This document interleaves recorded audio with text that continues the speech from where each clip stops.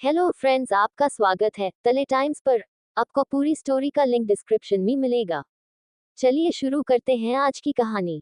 Reborn of mysterious queen in novel episode 1। ये कहानी है एक ऐसी लड़की की जिसे उसके अपनी फैमिली वाले प्रॉपर्टी के लिए मार देते हैं और उसका रिबर्थ होता है अपनी फेवरेट नॉवल में जिसे वह आजकल पढ़ रही थी। अंधेरी रात में एक लड़की सुनसान सड़क पर भाग जा रही थी और उसके पीछे एक गाड़ी आ रही थी। तेज रफ्तार से आती वह गाड़ी उसे लड़की को टक्कर मारकर आगे निकल गई। फिर रिवर्स पीछे आए और उसमें से 3 लोग बाहर निकले। जब वह लड़की नजर उठाकर ऊपर देखी है तो उसके सामने उसके पिता, उसकी माँ और उसका बड़ा भाई खड़ा था जिन्होंने जानबूझकर गाड़ी से उसे टक्कर मारकर घायल कर दिया था। वह देखी है वह तीनों उसकी ओर बढ़े आ रहे थे और फिर उसके पास घुटनों के बाल बैठकर उसे कहते हैं, रिया इन पेपर्स पे साइन कर दो, उसके बाद हम तुम्हें छोड़ देंगे। रिया कहती है, आप लोगों ने मुझे करने की कोशिश की, आप तो मेरे अपने थे ना, मेरे अपने माँ पापा, मेरा अपना बड़ा भाई। क्यों किया आप लोगों ने ऐसा? क्योंकि यह प्यार का नाटक करना हमारी मजबूरी थी, क्योंकि दादाजी ने सारी प्रॉपर्टी तुम्हारा नाम कर दी थी और हमें वह प्रॉपर्टी हर हाल में चाहिए थी, इसलिए हमने आज तक तुम्हारे साथ प्यार का दिखावा किया। क्योंकि तुम हमारे छोटे भाई रमन की बेटी हो, हमारा तुमसे गहरा रिश्ता नहीं था। हमें ये प्रॉपर्टी हर हाल में चाहिए थी, इसलिए हमने पापा से कहकर तुम्हें गोद ले लिया, तुमसे प्यार का दिखावा किया। अगर आपको प्रॉपर्टी चाहिए थी तो आप मुझसे मांग लेते, मैं आपको ऐसे ही दे देती। तो सूरज कहता है, तो साइन कर दो ना, ये प्रॉपर्टी के पेपर क्यों नहीं कर रही हो? रिया प्रॉपर्टी के पेपर साइन कर देती है। तभी एक गली उसके सिर के बीचों बीच आती है। जब नजर उठाकर देखती है तो उसके भाई ने उसे गोली मार दी थी। क्यों किया आपने ऐसा? मैं आपसे कितना प्यार करती थी, आपको अपना रक्षक मानती थी और अपने ही मेरी जान ले ली। आपके जैसा भाई दुनिया में किसी बहन को ना मिले, यही मेरी महादेव से विनती है। इसी के साथ उसकी सांसें बंद हो जाती हैं। अंधेरी रात में एक लड़की सुनसान सड़क पर भाग जा रही थी और उसके पीछे एक गाड़ी आ रही थी। तेज रफ्तार से आती वह गाड़ी उसे लड़की को टक्कर मारकर आगे निकल गई। फिर रिवर्स पीछे आए और उसमें से 3 लोग बाहर निकले। जब वह लड़की नजर उठाकर ऊपर देखी है तो उसके सामने उसके पिता, उसकी माँ और उसका बड़ा भाई खड़ा था जिन्होंने जानबूझकर गाड़ी से उसे टक्कर मारकर घायल कर दिया था। वह देखी है वह तीनों उसकी ओर बढ़े आ रहे थे और फिर उसके पास घुटनों के बाल बैठकर उसे कहते हैं, रिया इन पेपर्स पे साइन कर दो, उसके बाद हम तुम्हें छोड़ देंगे। रिया रहती है, आप लोगों ने मुझे करने की कोशिश की, आप तो मेरे अपने थे ना, मेरे अपने माँ पापा, मेरा अपना बड़ा भाई। क्योंकि आप लोगों ने ऐसा, क्योंकि यह प्यार का नाटक करना हमारी मजबूरी थी, क्योंकि दादाजी ने सारी प्रॉपर्टी तुम्हारा नाम कर दी थी और हमें वह प्रॉपर्टी हर हाल में चाहिए थी, इसलिए हमने आज तक तुम्हारे साथ प्यार का दिखावा किया। क्योंकि तुम हमारे छोटे भाई रमन की बेटी हो, हमारा तुमसे गहरा रिश्ता नहीं था, हमें ये प्रॉपर्टी हर हाल में चाहिए थी, इसलिए हमने पापा से कहकर तुम्हें गोद ले लिया, तुमसे प्यार का दिखावा किया। अगर आपको प्रॉपर्टी चाहिए थी तो आप मुझसे मांग लेते, मैं आपको ऐसे ही दे देती। तो सूरज कहता है, तो साइन कर दो ना, ये प्रॉपर्टी के पेपर क्यों नहीं कर रही हो? प्रिया भाई प्रॉपर्टी के पेपर साइन कर देती है। तभी एक गली उसके सिर के बीचों बीच आती है। जब नजर उठाकर देखती है तो उसके भाई ने उसे गोली मार दी थी। क्योंकि आपने ऐसा, मैं आपसे कितना प्यार करती थी, आपको अपना रक्षक मानती थी और अपने ही मेरी जान ले ली। आपके जैसा भाई दुनिया में किसी बहन को ना मिले, यही मेरी महादेव से विनती है कि अगर मुझे दूसरा मौका मिलेगा तो मैं कभी किसी पर भरोसा और प्यार नहीं करूंगी, क्योंकि भरोसा इस दुनिया में किसी से नहीं हो सकते। जब मेरा खुद का परिवार दौलत के लिए मुझे मार सकता, हम दौलत से बंद हो जाती हैं। एक आलीशान कमरे में एक लड़की धीरे धीरे अपनी आंखें खुलता है तो उसे अपना सर बहुत भारी महसूस होता है। वह अपनी आंखों को 3 से 4 बार झटका के बोलती है तो उसकी नजर एक आलीशान कमरे को देखते हैं जो पिंक कलर का था। वह बहुत खूबसूरत तरीके से डिजाइन किया गया था। उसे लड़की को जगा हुआ देखकर उसके पास बैठी हुई औरत कहती है, बच्चे तुझे होश आ गया, तू कब से बेहोश थी, पता हम कितना डर गए थे। लेकिन वह लड़की कुछ नहीं बोलता है और चुपचाप आंखें बंद कर लेती है। औरत बाहर जाती है और अपने पति से कहती है, हमारी बेटी को होश आ गया, आप डॉक्टर को बुलाओ जल्दी। बाहर जो आदमी था उसे विश्वास ही नहीं होता है और जल्दी से डॉक्टर को बुलाता है। डॉक्टर जाकर उसे चेक करते हैं और बाहर आकर कहते हैं, मिस्टर एंड मिसेज मल्होत्रा, आपकी बेटी एकदम ठीक है, उसे थोड़ी कमजोरी है जो वक्त के साथ ठीक हो जाएगी, लेकिन आपको उसका प्रॉपर ध्यान रखना होगा। बोलो वहां का देते हैं और कमरे में जाकर देखते हैं कि बेड पर कोई नहीं था। वह आसपास देखते हैं तो वॉशरूम का गेट बंद दिखाई देता है, वहीं बैठ जाते हैं। इधर जब रिया को होश आता है तो वह आईने में जाकर खुद को देखती है तो चौंक जाती है, क्योंकि यह उसका चेहरा और उसका शरीर नहीं था। भले ही वह पहले ज्यादा सुंदर नहीं थी, लेकिन फिर अभी वो ज्यादा सुंदर नहीं थी। फिर अभी उसे अपने चेहरे से बहुत प्यार था जब वह खुद को आईने में देखती है। गोरा बेदाग रंग, काली आंखें, खूबसूरत बदन था उसका। वह इतनी खूबसूरत लग रही थी कि उसको ऐसा लग रहा कि वह अपने सामने किसी परी को देख रही थी। सच में वह बहुत सुंदर थी। तभी वह कहती है, मैं किसके शरीर में आ गई? यह मेरा शरीर नहीं है। कौन है ये लड़की जिसके शरीर में मैं आई? क्या नाम है इसका? मुझे पता करना होगा। तभी पर वॉशरूम से बाहर आती है तो देखी है दो लोग सोफे पर बैठे हुए थे। वह उनको देखकर रुक जाती है और कहती है, आप लोग कौन हो? कोई कौन हो और यह कौन सी जगह है? अपनी बेटी के मुंह से ऐसी बातें सुनकर वह दोनों लोग चौंक जाते हैं और बोलते हैं, यह तुम कैसी बातें कर रही हो? गुड़िया, तुम मेरी बेटी हो, ऐसी बातें मत करो। देखो माँ रो रही है तो रिया रहती है। मैं सच में आप लोगों को नहीं जानती। कौन हो आप लोग? मैं यहाँ क्या कर रही हूँ? कौन सी? बार बार ऐसी बातें सुनकर मिस्टर मल्होत्रा डॉक्टर को फोन सारी बात बताते हैं तो डॉक्टर कहता है, उनके भयानक एक्सीडेंट की वजह से अपनी मेमोरी खो चुकी हर डॉक्टर की ऐसी बातें सुनकर सन हो जाते हैं और भैया का डॉक्टर की कही हुई बातें अपनी बीवी को बोलते हैं। डॉक्टर की बातें मैसेज मल्होत्रा भी रोने लगते हैं और कहती है, किसकी नजर लग गई मेरी बेटी को? तभी रिया के दिमाग में ख्याल आता है, ये सब कुछ पहले भी उसने पढ़ा है कहाँ। तभी उसे याद आता है, ये तो वही नवल है जो वह आजकल पढ़ रही थी। इसका मतलब वह मरकर नवल में आ गई है। मैं आ गई है। वह अपने मन में रहती है, आसमान से गिरे खजूर में अटके, अब मैं क्या करूं? चलो जान लेते हैं हमारी कहानी की नेका को। सनम मल्होत्रा बहुत ही खूबसूरत और डरपोक लड़की जो कभी अपने लिए स्टैंड नहीं ले पाती। सब लोग उसे बली करके चले जाते हैं और वह कभी पलट कर किसी को जवाब नहीं दे पाती। उसके अंदर एक डर बैठा हुआ है जिससे आज तक निकल नहीं पाई। सनम 5 फुट 6 इंच हाइट, गोरा रंग, काले लंबे घने बाल, खूबसूरत इतनी की जो देखे देखा ही रह जाए। लेकिन हमारी सनम अपने कॉलेज के सबसे हैंडसम लड़के को प्यार करती थी, लेकिन वह उसकी बेस्ट फ्रेंड से प्यार करता था। इसी बात को जानकर सनम ने खुद की गाड़ी को ट्रक के आगे ला दिया था और अपनी जान लेने की कोशिश की थी। अब जानते हैं सनम की फैमिली के बारे में। मिस्टर अरुण मल्होत्रा सनम के पापा को बहुत बड़े बिजनेसमैन और अपनी बेटी सनम से बहुत प्यार करते हैं। उसके लिए कुछ भी कर सकते हैं। अपनी बेटी को एक चोट लगते हुए भी वह पागल हो जाते हैं। माही मल्होत्रा सनम की मम्मी और सनम से बहुत प्यार करती है। सनम के लिए कुछ भी कर सकती है। सनम उनकी अकेली बेटी है, उनके कभी कोई बहन नहीं थी, इसलिए वह अपनी बेटी को इतना प्यार देती है, कभी उसे बहन की कमी महसूस ना हो। एक हाउसवाइफ है, इन्होंने हाउसवाइफ होना इसलिए किया क्योंकि जब सनम छोटी थी तो उसकी नानी ने सनम को अकेला छोड़ दिया था। सनम की बहुत चोट लग गई थी जब से माही जी ने सनम के लिए अपना करियर छोड़ दिया। ओम मल्होत्रा सनम का बड़ा भाई सनम पर अपनी जान देता है, अपनी बेटी की तरह प्यार करता है सनम से। सनम को स्ट्रांग करने की उन्होंने बहुत कोशिश की, लेकिन सनम कभी भी खुद को स्ट्रांग नहीं, छोटी छोटी बातों में डर जाना। इसलिए ओम ज्यादातर सनम को दुनिया से छुपा कर रखता है क्योंकि इतने बड़े बिजनेसमैन की बेटी और बहन को उसके दुश्मन टारगेट कर सकते थे, इसलिए बस सनम को कभी भी किसी की नजरों में नहीं आने देता है। पूजा मल्होत्रा ओम की बीवी और सनम के बहुत करीब है और अपनी बेटी मानती है सनम को। ओम की तरह उनकी शादी को भी 2 साल हुए हैं।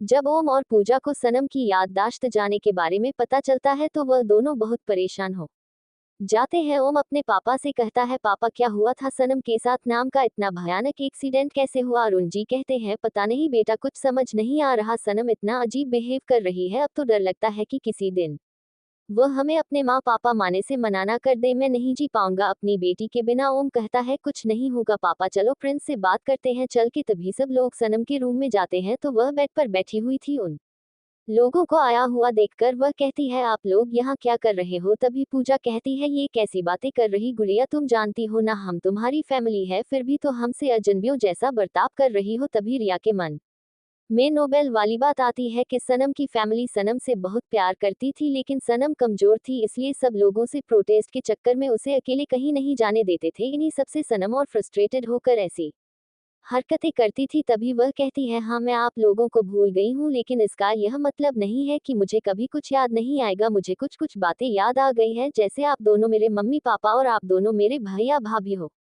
धीरे धीरे मुझे सब कुछ याद आ जाएगा। सनम के मुंह से अपने लिए माँ पापा और भैया भाभी सुनकर वह लोग बहुत खुश हो जाते हैं और सनम को गले लगा लेते हैं। तभी मिस्टर मल्होत्रा कहते हैं, गुड़िया तुमसे एक बात पूछूं? हाँ डैडी। पूछिए बाबू, तुम्हारा एक्सीडेंट कैसे हुआ था? सनम रहती है, मुझे नहीं पता पापा कैसे हुआ था, मुझे याद नहीं है, जब याद आ जाएगा तो मैं आपको बता दूंगी। वह अभी मेरे सर में बहुत दर्द हो रहा है। तभी माही जी कहती हैं, आप भी कैसी बातें कर रहे हो? मेरी बेटी की तबीयत खराब है, आप लोगों को एक्सीडेंट की बात कर रहे हो। तभी ओम आगे आकर कहता है, तुम हमारे साथ डिनर करने नीचे चलो। तो सनम रहती है, मुझे चक्कर आ रहे हैं भाई, मैं कैसे जाऊं? तभी ओम एकदम से उसे गोदी उठा लेता है और कहता है ऐसे जाएगी मेरी गुड़िया। तभी ओम सनम को गोदी लेकर नीचे आ जाता है और उसके पीछे वह तीनों लोग भी आ जाते हैं। तभी पूजा कहती है माँ पापा जिस दिन अभिमन्यु को सनम की ऐसी हालत के बारे में पता चलेगा क्या जवाब देंगे हम लोगों से। मिस्टर मैसेज मल्होत्रा कहते हैं तुम फिक्र मत करो बहुत जल्दी सब कुछ ठीक हो जाएगा। तभी बाहर एक साथ बहुत सारी गाड़ियां के रुकने की आवाज आती है और सब लोग बाहर की तरफ देखने लगते। तभी उसे गाड़ी से कुछ बॉडीगार्ड निकलते हैं और बीच वाली गाड़ी का डोर ओपन तो उसमें से एक बहुत ही हैंडसम लड़का बाहर निकलता है। उसे देखकर पूजा कहती है ओम अभिमन्यु कौन? कहता है शत रहो। तभी अभिमन्यु अंदर जाकर मिस्टर और मिसेस मल्होत्रा के पैर छूता है और अभिमन्यु से हाथ मिलाता है और एक नजर सनम को देखा है। सनम भी उसे देख रही थी। सनम को याद आता है यह अभिमन्यु था जो सनम से बहुत प्यार करता था, लेकिन सनम को कभी भी इसके प्यार की कदर नहीं थी और हमेशा इस इंसल्ट करती रहती थी। वह कुछ नहीं रहती है और चुपचाप बैठी रहती है। अभिमन्यु को आज थोड़ा अजीब लगा क्योंकि अभिमन्यु को देखकर हमेशा सनम अपने कमरे में चली जाती। अभी मुझसे बात नहीं करती थी, ना उसके सामने देखी थी, आज उसके सामने बैठी हुई थी और ओम से कहती है भाई कौन है ये? सनम की मुझे अपने लिए ऐसी बात सुनकर अभिमन्यु शॉक हो जाता है। ओम की तरफ देखा है। ओम कहता है बाद में बताऊंगा। तभी ओम सनम से कहता है बेटा यह अभिमन्यु है मेरा बहुत अच्छा दोस्त और मेरा बिजनेस पार्टनर और आज हम लोगों के साथ यही रहेगा। सनम कुछ नहीं कहा और चुपचाप बैठ जाती है।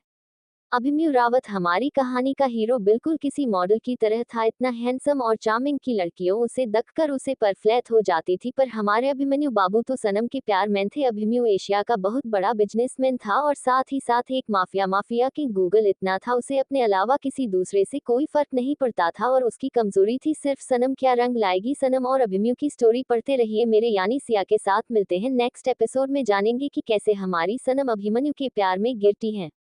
सनम का ऐसा रिएक्शन देखकर अभिमन्यु थोड़ा चौंक जाता है क्योंकि सनम हमेशा उसके आने पर हंगामा खड़ा कर देती थी और आज सनम का ऐसा शांत बिहेव देखकर अभिमन्यु थोड़ा परेशान था। तभी एक सर्वेंट कॉफी लेकर आता है और टेबल पर रख कर चला जाता है। सनम रहती है भाई क्या मैं कॉफी पी सकती हूँ? तो ओम कहता है नहीं बच्चा अभी तुम्हारी तबीयत ठीक नहीं है ना, जब ठीक हो जाओ तब पीना, अभी मैं तुम्हारे लिए फ्रेश जूस मांगता हूँ। तो सनम हाँ कह देती है। अभिमन्यु फिर शॉक हो जाता है क्योंकि सनम कभी भी ओम से सीधे मुंह बात नहीं करती थी। बाली ओम सनम को अपनी बेटी मानता था लेकिन सनम यूज अपना दुश्मन समझती थी क्योंकि वह मुझसे हमेशा सही गलत और कृषि दूर रहने के लिए बोलना था, जो बात सनम को बर्दाश्त नहीं होती थी और वह ओम से बात नहीं करती थी। ओम के आने पर वहां से चली जाती थी। तभी अभिमन्यु ओम से कहता है मुझे तुमसे कुछ बात करनी है, क्या हम स्टडी रूम में चल सकते हैं? ओम भी हाँ कह देता है और वह दोनों स्टडी रूम में चले जाते हैं। स्टडी रूम का गेट बंद करके अभिमन्यु ओम के सामने हाथ बांध के खड़ा हो जाता है और बोलता है क्या हुआ है सनम को, वह ऐसे बीएफ क्यों कर रही है? तो ओम कहता है सनम का एक्सीडेंट हुआ था 3 महीने पहले जिसमें सनम अपनी मेमोरी भूल चुकी है, उसे कुछ भी याद नहीं है। जो बातें हम लोगों ने बताई हैं वही उसकी याद है, वरना वह अपनी पूरी मेमोरी भूल चुकी है। इसमें एक अच्छी बात है कि सनम के सर से कृष्ण भूत उतर गया है, अभिमन्यु कहता है, और जब उसकी मेमोरी वापस आ जाएगी तब। तो ओम कहता है मेरी डॉक्टर से बात हुई थी, डॉक्टर ने कहा है कि कभी भी सनम की मेमोरी वापस नहीं आएगी। हमने सनम से झूठ बोला है, बहुत जल्द इसकी मेमोरी वापस आ जाएगी और हम सनम को एक नई सनम बनाएंगे जो किसी से ना डरती होगी और ना किसी के पीछे पागल होगी। और एक बात मैं चाहता हूँ तुम ज्यादा से ज्यादा टाइम सनम के साथ बताओ और उसे सेल्फ डिफेंस सिखाओ। मैं उसका बड़ा भाई हूँ, मैं उसे दर्द में नहीं देख पाऊंगा। तो अभिमन्यु कहता है और मैं उसे दर्द में देख पाऊंगा? तुम्हें लगता है मैं सनम पर खरोच बर्दाश्त नहीं कर सकता और मैं उसे सेल्फ डिफेंस सिखाऊंगा? ओम कहता है अगर तुम्हें सनम को स्ट्रांग करना है तो तुम्हें ये करना होगा अभी, क्योंकि हमारे बहुत से दुश्मन हैं जो हमारी एक कमजोरी को हमारे खिलाफ हथियार बना सकते हैं और हम सबकी एक ही कमजोरी है, वह है सनम। अब तुम देख लो तुम्हें क्या करना है। और स्टडी रूम से बाहर चला जाता है। अभिमन्यु वहीं बैठकर सारी बातें सोचता है, पर उठ के बाहर आता है और सनम के पास बैठकर कहता है कैसी हो सनम? रहती है मैं अच्छी हूँ, आप बताए। तो अभिमन्यु कहता है कि आप हमारी दोस्ती भी भूल गई? सनम रहती है शायद क्योंकि मुझे कुछ याद नहीं है। अभिमन्यु कहता है चलो फिर से नई दोस्ती की शुरुआत करते हैं एक दूसरे के साथ। तो सनम रहती है एक शर्त पर। अभिमन्यु कहता है मंजूर है। तो सनम रहती है पहले कर तो सुन लीजिए। अभिमन्यु कहता है आप बोलिए, हम मानने को तैयार हैं। तो सनम रहती है मुझे सेल्फ डिफेंस सीखना है क्योंकि मैं इंडिपेंडेंट बनना चाहती हूँ, क्योंकि मैं नहीं चाहती कल को मैं अपने भाई और पापा की कमजोरी बनी, इसलिए। अभिमन्यु सनम के चेहरे को देखा है और कहता है पहले खुद का वजन बढ़ाओ, उसके बाद सेल्फ डिफेंस सीखना। सूखे पापड़ जैसी तो हो, एक फूंक मारी ना तो उड़ जाओगी। सनम कहती है ऐसा कुछ नहीं होगा अभी कहता है देखते हैं कल सुबह 4 बजे बाहर गार्डन में मिलना। सनम हाँ कह देती है। फिर सब लोग मिलकर डिनर करते हैं और अपने कमरे में चले जाते हैं। रात को 12 बजे सनम बहुत गहरी नींद में सो रही थी, तभी एक परछाई उसके कमरे में आती है और सनम के पास बैठकर उसे गौर से देखने लगती है और कहता है बहुत प्यार करता हूँ मैं तुमसे, लेकिन तुम कभी मेरे प्यार को समझता ही नहीं हो। लेकिन आज एक उम्मीद लगी है कि शायद अब तो मेरे प्यार को समझ जाओ। भले ही मैं बहुत बड़ा बिजनेसमैन हूँ, एक माफिया किंग हूँ, लेकिन लिए तुम्हारा प्यार जरूरी है जो मैं हासिल करके रहूंगा। और उसके साथ में लेट जाता है और उसे अपनी बाहों में भर लेता है और 5 मिनट में ही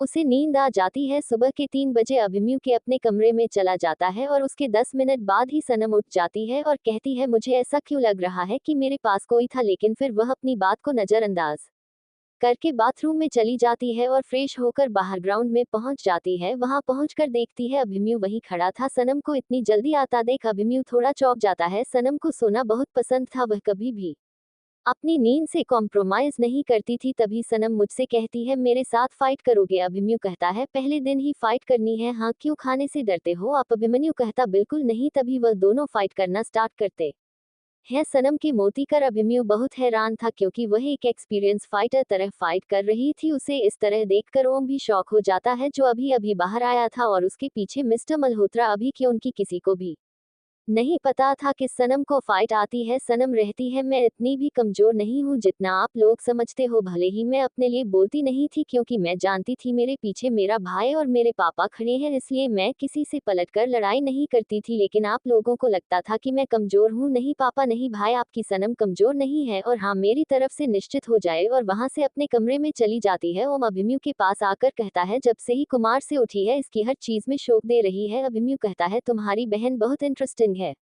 वही अपने कमरे में आने के बाद सनम रहती है मैं जानती हूँ यह फैमिली सनम से बहुत प्यार करती है। कभी पिछले जन्म में किसी का प्यार नहीं मिला था, इस जन्म में सब हासिल करके रहूंगी।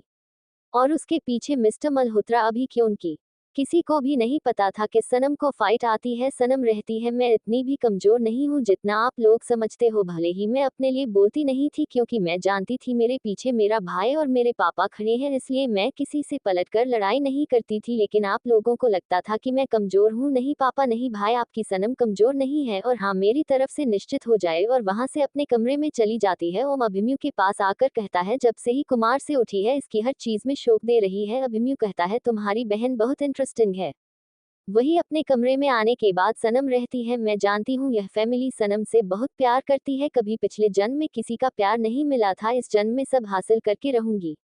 सुबह 8 बजे सनम तैयार होकर अपने कमरे से बाहर आती है तो वह देखी है घर के सारे लोग डाइनिंग टेबल पर बैठे हुए हैं। वह भी आकर वहीं बैठ जाती है और सबको गुड मॉर्निंग विश करती है और कहती है पापा भाई, आज मैं कॉलेज जाने वाली हूँ क्योंकि घर पर रहकर मैं बोर हो जाती हूँ, मुझे मेरी पढ़ाई भी कंप्लीट करनी है, तो क्या मैं कॉलेज जा सकती हूँ? तो मिस्टर मल्होत्रा कहते हैं इसमें भी कोई पूछने वाली बात है बेटा, तुम्हारा कॉलेज है, जब तुम्हारा मन कर जाना। ठीक है पापा, तो अभी मुझे याद नहीं है मेरा कॉलेज कौन सा था, तो आप में से कोई मुझे कॉलेज छोड़ देगा? तो ओम कहता है कि मेरी तो बहुत जरूरी मीटिंग है, मुझे भी जाना है। तो मिस्टर मल्होत्रा कहते हैं मैं। तभी अभिमन्यु कहता है मैं छोड़ दूंगा, मैं वहीं से जा रहा हूँ मीटिंग के लिए, तुम्हारा कॉलेज रास्ते में ही पड़ेगा। तो सनम हाँ कह देती है और अभिमन्यु के साथ जाने के लिए तैयार हो जाती है। वही ये देखकर मिस्टर और मिसेस मल्होत्रा ओम शॉक हो जाते हैं क्योंकि सनम अभिमन्यु से कितना चढ़ती थी ये तो सबको मालूम था, लेकिन सच में उन्हें लगता है कि सुनो अपनी याददाश्त खो चुकी है, इसलिए वह भी कुछ नहीं कहते। नाश्ता करने के बाद सब लोग अपने अपने काम पर चले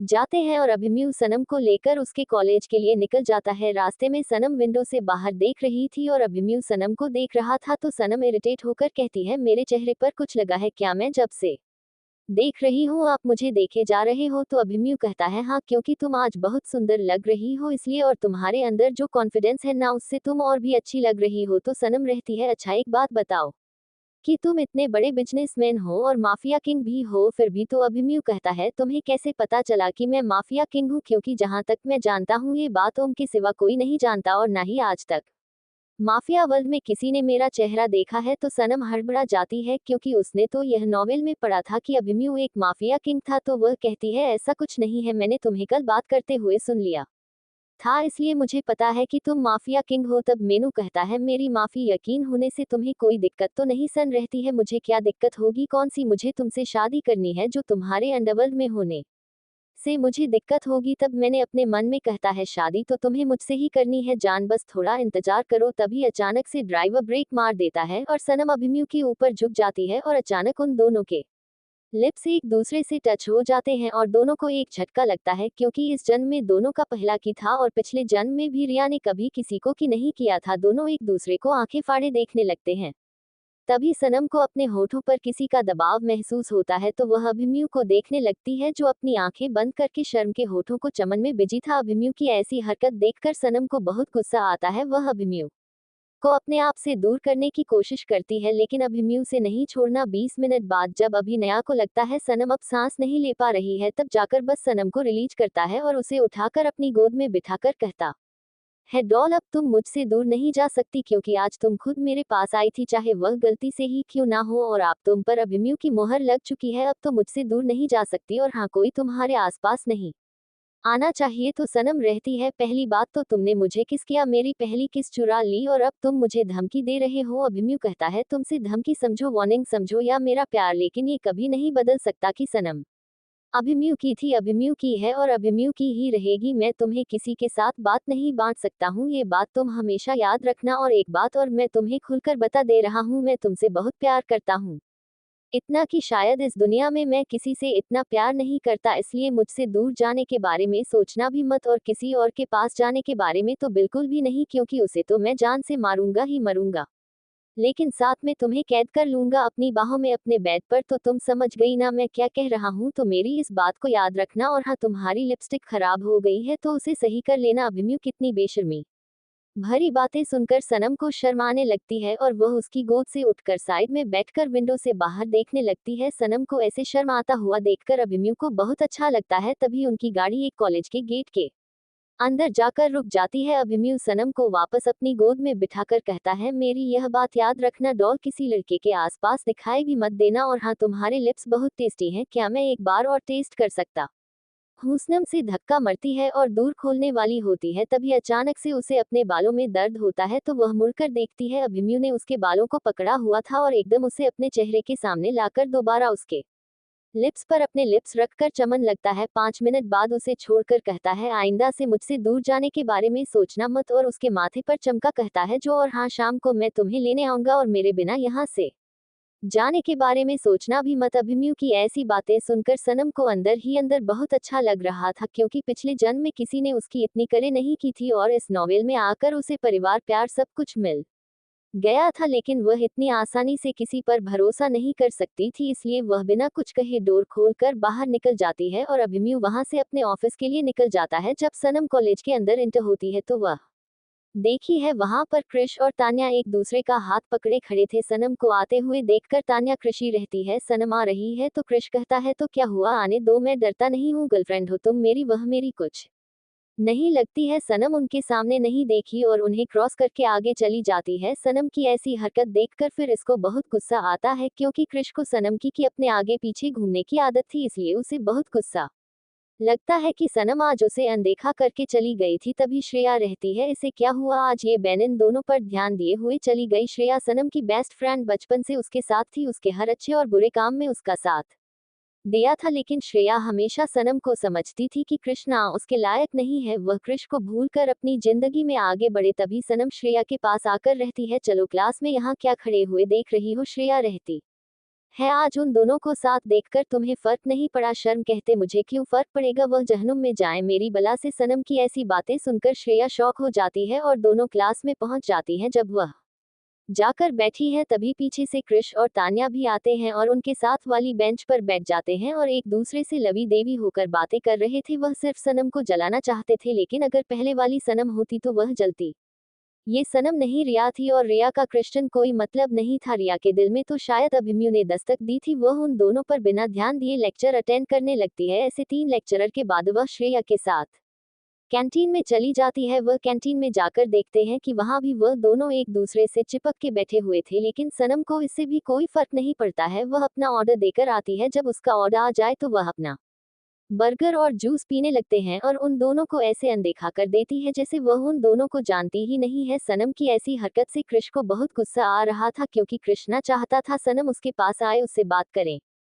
उसके सामने रो गिराए, लेकिन यह वह सनम नहीं थी जो किसी के आगे भी छप जाए। यह मारकर वापस आए हुई रिया थी जिसे बदला लेना था सनम की हर एक आंसू का। जिन जिन लोगों ने उसे तकलीफ दी थी उन्होंने लोगों को वह तकलीफ देने वाले थी। तभी वहां लड़कों का एक ग्रुप आता है और सनम के आगे से उसका बर्गर उठाकर नीचे फेंक देता है और उसे कहता है जो हमारे लिए काफी लेकर आओ। सनम उसकी बात नहीं सुनती, वह अपना जूस पीती रहती है। जब उन लड़कों का लीडर वरुण देखा है कि सर हमने उन पर ध्यान नहीं दिया है तो वह सनम को धक्का देता है। सनम नीचे गिर जाती है। कैंटीन में बैठे सारे बच्चे सनम को गिरा हुआ देखकर हंसने लगते हैं। तभी श्रेया भागकर सनम के पास जाती है और उसे उठने में मदद करती है। सनम अपने हाथ झाड़कर पर उनके आगे खड़ी हो जाती है और बोलती है ये क्या बदतमीजी थी वरुण, क्यों किया तुमने ऐसा? वरुण कहता है क्योंकि तू मेरी बात नहीं सुन रही थी, तू नौकर है हमारी और तो जैसी डरपोक और वाहियात लड़की सिर्फ दूसरों की नौकर ही बन सकती है। तो सनम रहती है ये बात है, चलो ठीक है फाइट करते हैं, जो फीट में जीता वही दूसरे का नौकर होगा। मैं जीती तो तुम पांचों मेरे नौकर, अगर तुम जीते तो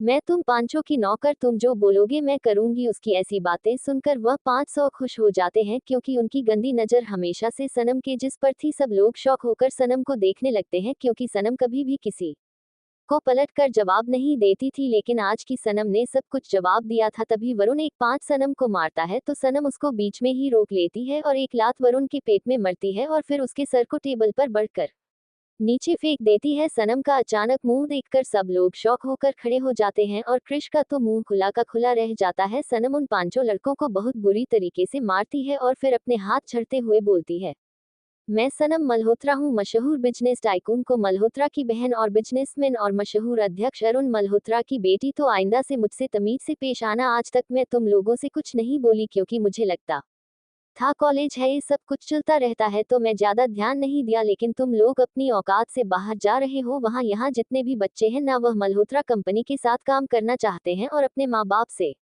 पूछना जाकर वह मल्होत्रा और अरुण मल्होत्रा की बेटी सन मल्होत्रा कैसी है, समझे? और हाँ आइंदा से मेरे रास्ते में मत आना वरना खाद के फेंक दूंगी। ऐसा कहकर बस श्रेया का हाथ पकड़कर वहां से चली जाती है। सब बच्चे शौक में मुंह बड़ा करके देख रहे थे। कृष्णा अपने मन में कहता है वो मल्होत्रा की बहन अरुण मल्होत्रा की बेटी मतलब मल्होत्रा है वह कोर्ट, मुझे ये क्या हो गया? अगर मैं इसके साथ रिलेशनशिप में होता तो आज मेरा बिजनेस बहुत ऊंचाइयों पर पहुंच जाता। नहीं, मैं इसको ऐसे नहीं जाने दे सकता। सब बच्चे शौक होकर सनम को देख रहे थे क्योंकि आज तक किसी को नहीं पता था कि सनम की रियल आइडेंटिटी क्या है। तभी उनका फोन बजता है और एक गार्ड ओम को कॉलेज में हुआ सब कुछ बताता है। ओम घाट की बात सुनकर और वह वीडियो देखकर बहुत खुश हो जाता है क्योंकि अब वह अपनी बहन को ऐसा ही तो बनना चाहता था जो उसकी बहन बना रही थी। तभी वह वीडियो अभिमन्यु को शेयर कर देता है। जब मैं उसे वीडियो को देखा है तो कहता है क्या बात है डोर, तुम तो बहुत स्मार्ट होती जा रही हो, चलो इसीलिए आज तुम्हें ट्री देता हूँ। और मुस्कुराते फोन बंद करके अपने काम में लग जाता है। वहीं कॉलेज में आप सब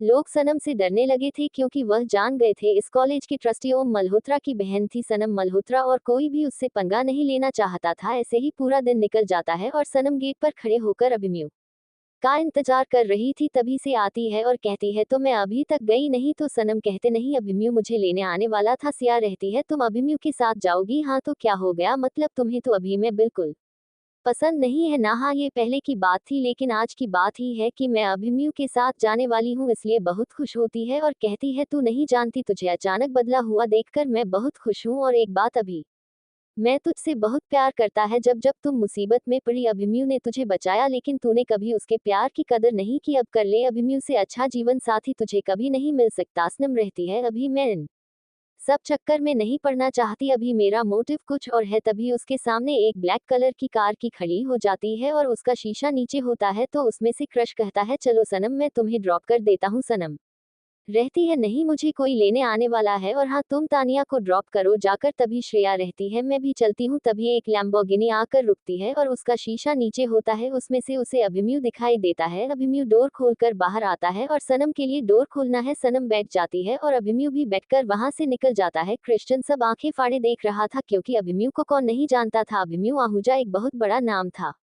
अभिमन्यु मुझे लेने आने वाला था। सिया रहती है तुम अभिमन्यु के साथ जाओगी? हाँ तो क्या हो गया, मतलब तुम्हें तो अभी मैं बिल्कुल पसंद नहीं है ना? हाँ ये पहले की बात थी लेकिन आज की बात ही है कि मैं अभिमन्यु के साथ जाने वाली हूँ, इसलिए बहुत खुश होती है और कहती है तू नहीं जानती, तुझे अचानक बदला हुआ देखकर मैं बहुत खुश हूँ। और एक बात, अभी मैं तुझसे बहुत प्यार करता है। जब जब तुम मुसीबत में पड़ी अभिमन्यु ने तुझे बचाया, लेकिन तूने कभी उसके प्यार की कदर नहीं की, अब कर ले। अभिमन्यु से अच्छा जीवन साथी तुझे कभी नहीं मिल सकता। सनम रहती है, अभी मैं इन सब चक्कर में नहीं पड़ना चाहती, अभी मेरा मोटिव कुछ और है। तभी उसके सामने एक ब्लैक कलर की कार की खड़ी हो जाती है और उसका शीशा नीचे होता है तो उसमें से क्रश कहता है, चलो सनम मैं तुम्हें ड्रॉप कर देता हूँ। सनम रहती है, नहीं मुझे कोई लेने आने वाला है, और हाँ तुम तानिया को ड्रॉप करो जाकर। तभी श्रेया रहती है, मैं भी चलती हूँ। तभी एक लैम्बोर्गिनी आकर रुकती है और उसका शीशा नीचे होता है, उसमें से उसे अभिमन्यु दिखाई देता है। अभिमन्यु डोर खोलकर बाहर आता है और सनम के लिए डोर खोलना है। सनम बैठ जाती है और अभिमन्यु भी बैठकर वहां से निकल जाता है। क्रिश्चियन सब आंखें फाड़े देख रहा था, क्योंकि अभिमन्यु को कौन नहीं जानता था। अभिमन्यु आहूजा एक बहुत बड़ा नाम था।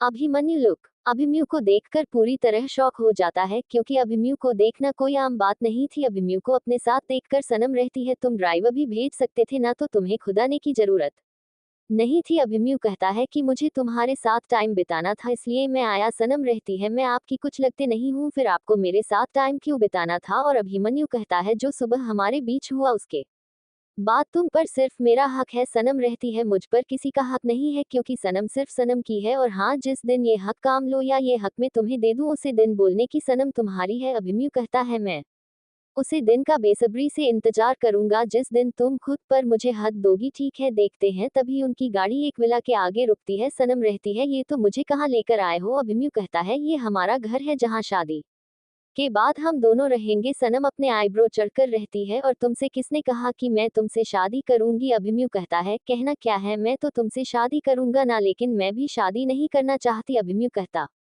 है, मैं इंतजार करूंगा। सनम रहती है, अगर मुझे कोई और पसंद आ गया तो मैं किसी को तुम्हारे करीब नहीं आने दूंगा। अगर मुझे किसी से प्यार हो गया तो मैं फिर भी तुम्हें छीन लूंगा, क्योंकि तुम सिर्फ और सिर्फ अभिमन्यु आहूजा की हो, और अभिमन्यु अपनी मोहब्बत को किसी और का तो कभी नहीं होने देगा। फिर वह बाहर निकाल के सनम की साइड का गेट खोलना है और उसे अपने मेंशन के अंदर ले जाता है। मेंशन की खूबसूरती देखकर सनम बहुत एक्साइटेड हो जाती है, क्योंकि पिछले जन्म में सनम ने इतना खूबसूरत घर नहीं देखा था, और सनम कभी भी अभिमन्यु के घर नहीं आई थी। यह सनम नहीं, रिया थी, और रिया के दिल में अभिमन्यु अपनी जगह बनता जा रहा था, क्योंकि रिया को पहले कभी किसी से मोहब्बत नहीं थी, तो उसके दिल में कभी कोई था ही नहीं। अभिमन्यु ही उसकी पहली मोहब्बत होने वाला था, लेकिन वह इतनी आसानी से यह बात मानेगी नहीं, क्योंकि उसने धोखा खाया था अपने के हाथों, और धोखा खाने के बाद इंसान हर एक कदम बहुत सावधानी से रखता है। तभी अभिमन्यु कहता है, क्या हुआ, घर पसंद नहीं आया। शाम के लिए घर नहीं, मेंशन है, घर घर के लोगों से बनता है, और इस घर में तो मुझे कोई दिखाई भी नहीं दे रहा, तो इससे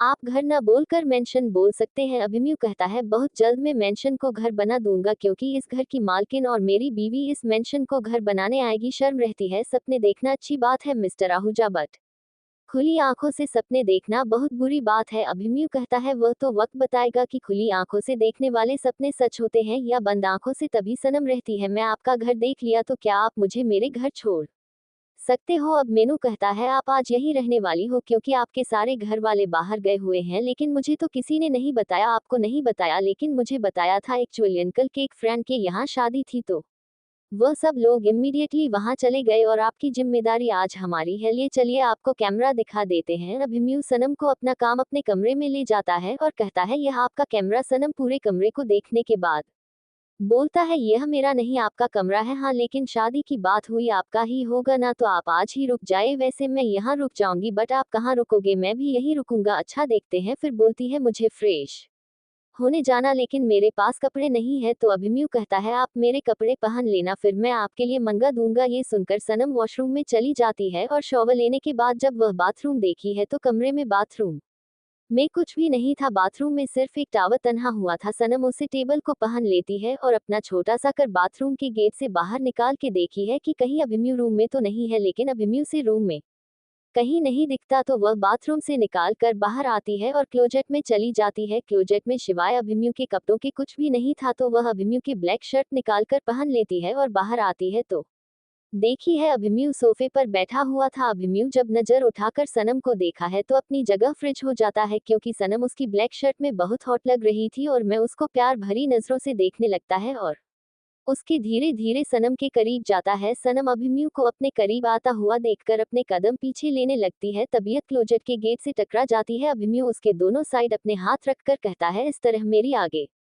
आने का मतलब क्या है आपका? तो सनम रहती है मेरे पास कपड़े नहीं थे तो मैं पहन लिया तो क्या हो गया? आपको पता है आप इस शर्ट में कितनी खूबसूरत लग रही हो, मेरा ईमान डोल रहा है आपको ऐसे देखकर, क्या आप चाहती हैं मैं शादी से पहले आपके साथ कुछ करूं? तो सनम अब मिलने को धक्का देती है और कहती है कोशिश भी मत करना वरना जान ले लूंगी आपकी। तो अभिमन्यु सनम को आईने के सामने खड़ा करके बोलता है अब अपने आप को देखिए और बताइए क्या मेरा ईमान नहीं बोलना चाहिए। सन मायने में खुद को देखते हैं तो वह शर्माने लगती है और अभिमन्यु के सीने में अपना चेहरा छुपा लेती है और कहती है प्लीज मेरे लिए कपड़े मंगा दीजिए। अब मेनू कहता है आप रूम में रहिए, सुबह आपको कपड़े मिल जाएंगे। तो सनम रहती है फिर मैं रात में क्या पहनेगी, आप ऐसे ही सो जाएगा बेशर्म कहीं के। सनम अभिमन्यु से बोलकर सोफे पर जाकर बैठ जाती है और कॉफी पीने लगते हैं। अभिमन्यु बहुत गौर से सनम को देख रहा था और कहता है एक बात कहूँ आपसे? सनम रहती है बोलिए, आपको डर नहीं लगता मुझे? मतलब आप जानती है मैं कौन हूँ, क्या हूँ, मेरा काम क्या है? शर्म रहती है नहीं बिल्कुल डर नहीं लगता क्योंकि माफिया किंग होना कोई बुरी बात नहीं और आप तो लोगों की मदद करते हो। हाँ जिस दिन आपने कोई गलत काम किया उसे दिन मैं आपके खिलाफ जरूर खड़ी हो जाऊंगी, लेकिन आप औरत और लड़कियों की इज्जत करती हो, उनके खिलाफ कोई काम नहीं करते, इसीलिए मेरे दिल में आपके लिए इज्जत है। और फिर वो कॉफी पीने लगते हैं। अभिमन्यु उसके पास आकर बैठ जाता है और कहता है कुछ मांगू आपसे, देंगे आप? सनम रहती है वह मांगना जो मैं आपको दे सकूं, ऐसा कुछ मांगना ही मत जो मैं आपको इनकार कर दूं। तब मेनू कहता है आपके लबों को चूमने का मौका दे सकती है क्योंकि आपको देखकर और आपके होठों को देखकर उन्हें प्यार करने का मन कर रहा है मेरा। सनम रहती है सुबह अपने आप और अभी इजाजत। अभिमन्यु कहता है आप हमारे हैं और आपसे इजाजत लेना हमारा फर्ज बनता है, अगर आप इजाजत देंगे तभी हम आपके लबों को चूमेंगे और नहीं देंगे तभी, क्योंकि आप पर हमारा अधिकार है और हम अपना अधिकार और हक किसी और को नहीं देते। कहकर सनम के बालों में हाथ फंसा कर उसके होठों पर अपने होंठ रखकर से 10 से चमन लगता है क्योंकि रिया पहले भी कभी किसी के करीब नहीं गई थी, इसलिए वह अभिमन्यु के किस बैठने लगते हैं और उसके हाथ कब अभिमन्यु के बालों में चले जाते हैं उसे पता ही नहीं चलता। दोनों की यह कि तकरीबन 25 मिनट तक चली। फिर जब अभिमन्यु को लगता है कि सनम अब सांस नहीं ले पा रही है तो वह उसके होठों को छोड़कर उसके माथे से अपना माथा जोड़ लेता है और कहता है हम आपसे बहुत प्यार करते हैं सनम, प्लीज हमें छोड़कर मत जाएगा, हम जी नहीं पाएंगे आपके बिना, बचपन से सिर्फ आपको चाहा है लेकिन आपने कभी हमारी मोहब्बत की कदर नहीं की, लेकिन शायद आपकी याददाश्त जाने के बाद आप वह सनम बन गई है जो बचपन में हमारे लिए हुआ करती थी। सनम रहती है मोहब्बत का तो हमें नहीं पता अभिमन्यु, वहाँ आपकी इज्जत हम जरूर करते हैं और इस इज्जत की वजह से हम आपको अपने करीब आने से नहीं रोकते, लेकिन आप एक वादा कीजिए आप कभी भी अपनी जिंदगी में हमारी जगह किसी और को नहीं देंगे और हम आपसे वादा करते हैं हम अपनी जिंदगी में आपके सिवा कभी किसी और को नहीं लेंगे। हम नहीं जानते हमारी मेमोरी जाने से पहले हम क्या थे, क्या करते थे, क्या नहीं करते थे, लेकिन हम आज की बात जानते हैं। जैसे आपका हम पर हक है उसी तरीके से हमारा आप पर हक है और हम अपना किसी और को नहीं देते। कहकर एक बार फिर उसके होठों को चूम लेती है और फिर कहती है हमें भूख लगी है, डिनर तो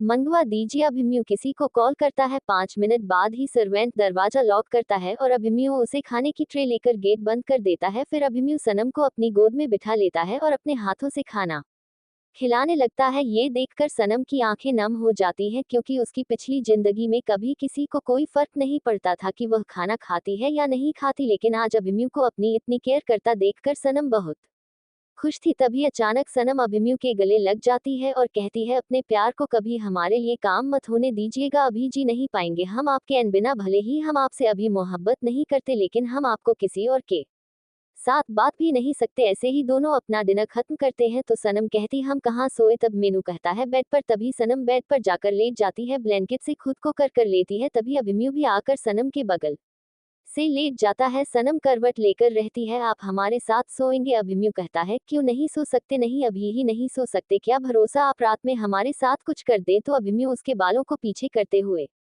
कहता है मैडम जब आपका ये रूप देखकर हम नहीं बैठे तो आपको सोते हुए देखकर कैसे पहचानेंगे? और हाँ कुछ नहीं करेंगे हम क्योंकि यह सब करना हमारे लिए बहुत कीमती है जो हम अपनी शादी के बाद ही करेंगे, लेकिन आपको थोड़ा परेशान कर सकते हैं जैसे अभी। और तुरंत अपने होठों को सनम के होठों पर रख देता है और चमन लगता है, फिर उसकी गर्दन पर चमन लगता है, फिर कहता है सो जाए वरना हम सच में बैठ जाएंगे। सनम अपनी आंखें बंद कर लेती है। अभिमन्यु भी सनम को देखते देखते कब सो जाता है उसे पता ही नहीं चलता। दोनों सुकून की नींद सो रहे थे। कृष की रातों की नींद उड़ी हुई थी जब से उसे पता चला था कि सनमसनम मल्होत्रा है, मल्होत्रा खानदान की बेटी। तब से उसे अपने ऊपर बहुत गुस्सा आ रहा था कि सनम कितनी बार प्रपोज करने के बाद भी उसने सनम को ठुकरा क्यों दिया, क्योंकि कृष्ण को लगता था कि सनम कोई मिडिल क्लास फैमिली की लड़की है, इसलिए वह से हमेशा दूर रहता था। अब वह अपने मन में कुछ सोचता है और मुस्कुराने लगता है, कहता है तो मैं तो मेरे पास ही आना होगा, क्योंकि अब कृष राय चंद की नजर तुम पर पड़ गई है और कृष कभी भी अपनी पसंद की भी चीज को किसी को नहीं देता और अपनी आंखें बंद कर लेता है।